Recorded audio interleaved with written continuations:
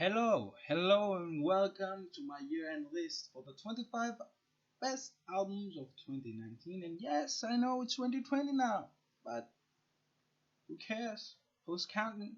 It's my list. It's albums that I've listened and enjoyed the most in the year that has passed, and my conditions were pretty simple, besides being a good album per se. Some albums had a bigger replay value, others were cornerstones for a significant period, and others were that good so I couldn't just leave them out.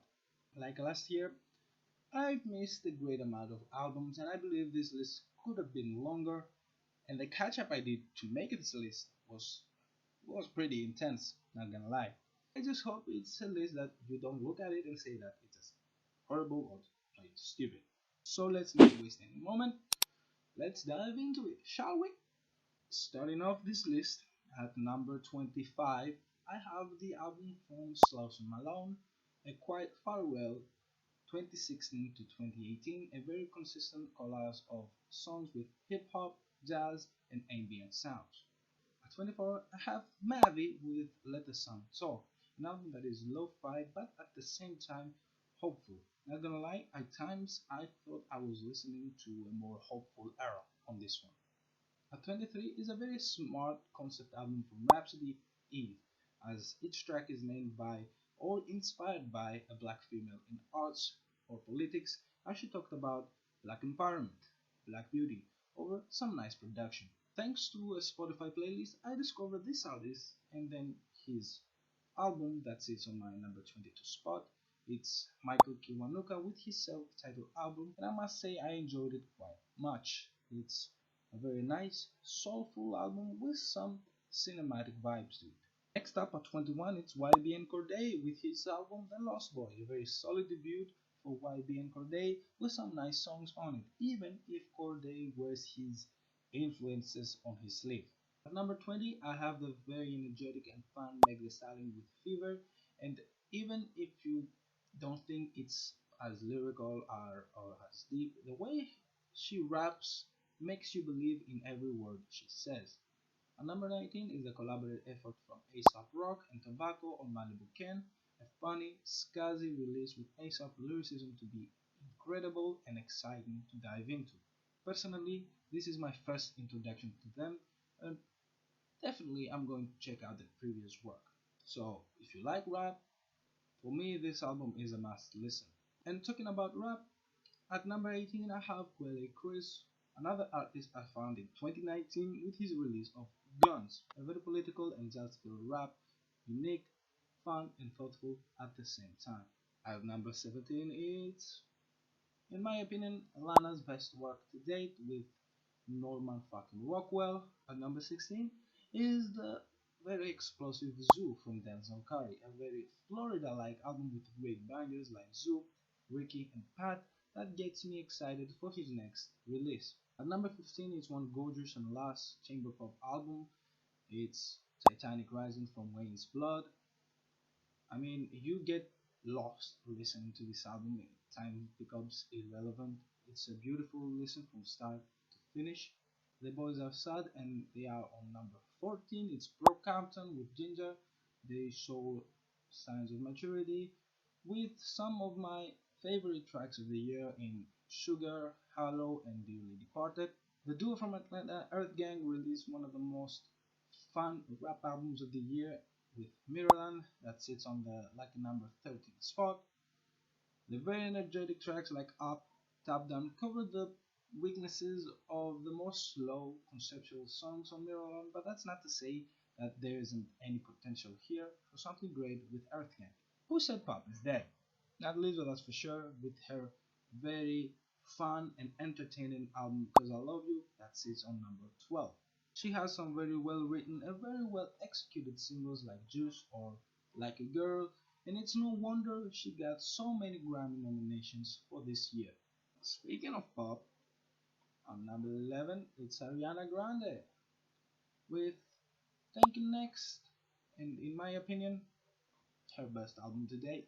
She is one of my favorite pop stars, and it's so refreshing to see her evolution throughout the years. It's her most vulnerable and personal work. Yet, not to say that there aren't any bangers on it. Seven Rings and Break Up With Your Girlfriend are a few of them. Very, very solid project. Here we go, boys. Top 10. It's the top 10 of 2019. Oh, can't wait to dive into it. Oh, at number 10, I have the most listenable project of the summer to me, and that's Dreamville's record with Revenge of the Dreamers 3. It's a huge collaboration from Dreamville Records, and because I'm not going to remember the number of artists and producers that were in, I'm going to read it right now. 35 artists and 27 producers out of a collective 343 were the final contributors to this album of 18 songs. And the Madmen, over the span of 10 days, recorded 142 songs.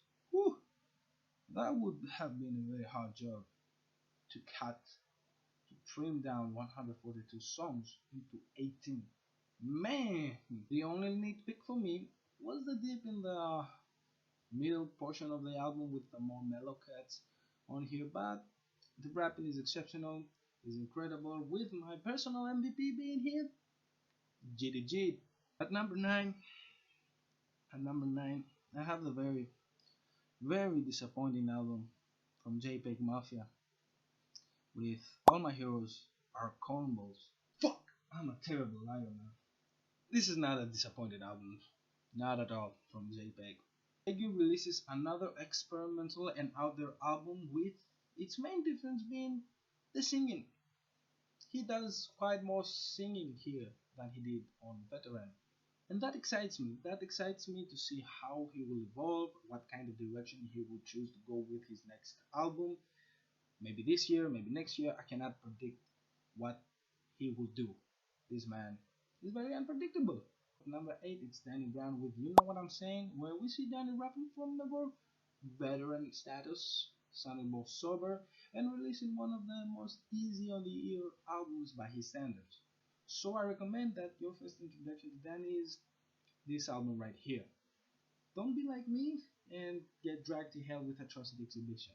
Man, what an experience. Whew. For number 7, I got Slowthai with his debut studio album, Nothing Great About Britain, and in all honesty,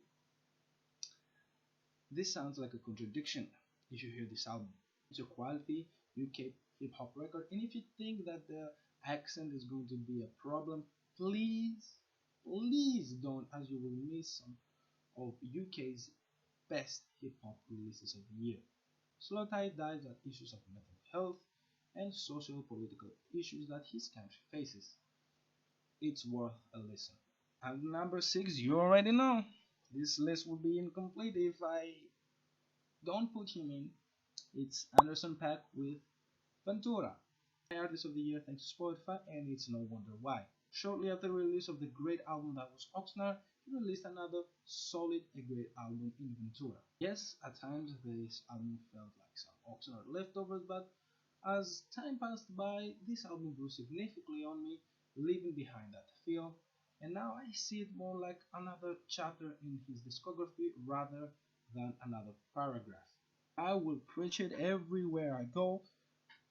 Start listening to this man, start listening to more Anderson .Paak. You will not regret this decision. This is where we get heated, boys.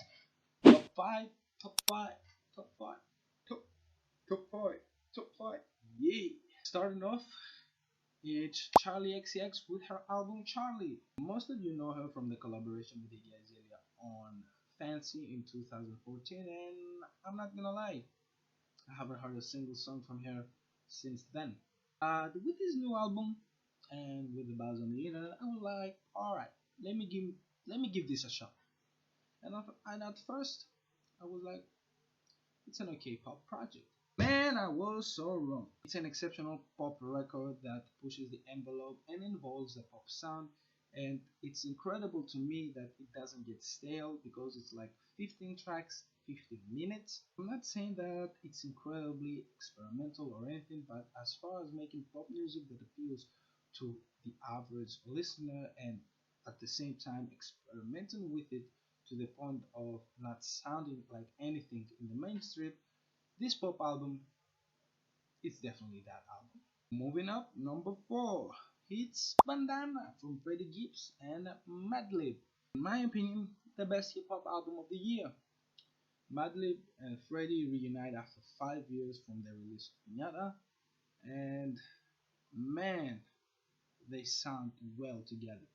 Freddie is mostly in the driver's seat in this one, taking control of tracks, as Madlib takes a backseat on this one. And this album ages like fine wine. Tracks like Crime Pays, Palmolive, Nicknames, Flat Tummy Tea, and Yanis are still to this day on heavy, heavy rotation.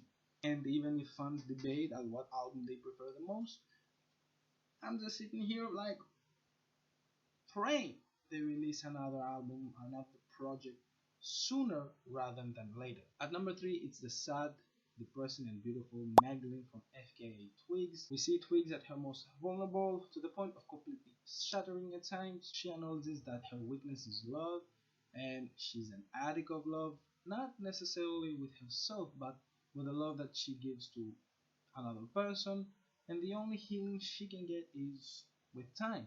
And that braveness she shows about being so open with the world is what makes it remarkable for me. And like I said in my initial review, when you listen to Twigs, you enter her world and connect with her on another level. The top 2 is going to be controversial.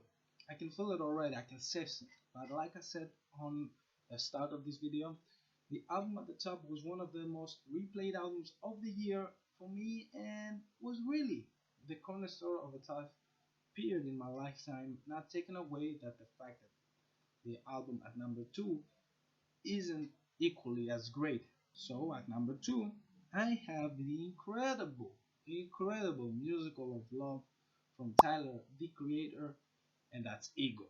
An incredible fusion of hip hop, alternative R&B, and neo soul, with its themes centered around love, the ups and downs of a relationship, and the growth of a person through it. It's his most story driven, conceptual, and most enjoyable album to date. It's an amazing project, an amazing evolution from Tyler, and I cannot wait to see where he goes from here. Which brings me to number 1. What is the number 1 album of 2019? And if you know me by now, you probably guessed it. It's Billie Eilish with When We Fall Asleep, Where Do We Go?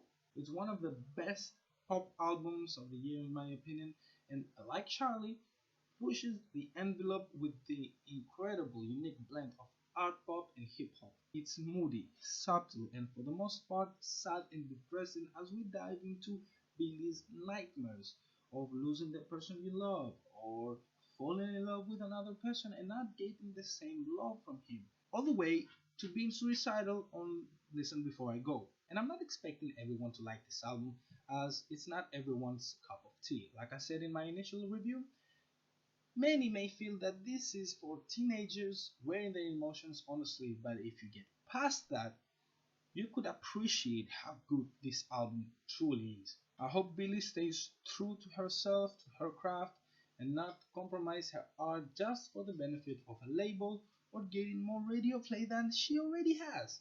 Billie Eilish, best album of 2019, and hopefully she smashes the Grammy Awards as well. Go get 'em, girl! That was it for the best albums of 2019. I hope you enjoyed this video and you're not so upset about this list. I know not everyone has the same taste, but that's the beauty I found in music. I'm excited for new music in 2020 and can't wait to explore new sounds and artists, but more on that on the anticipated albums I'm planning. If you don't want to miss it, hey, got you there. Please subscribe, hit the bell for notifications as well. And until then, until that video comes out, stay safe. I'll see you soon. Goodbye.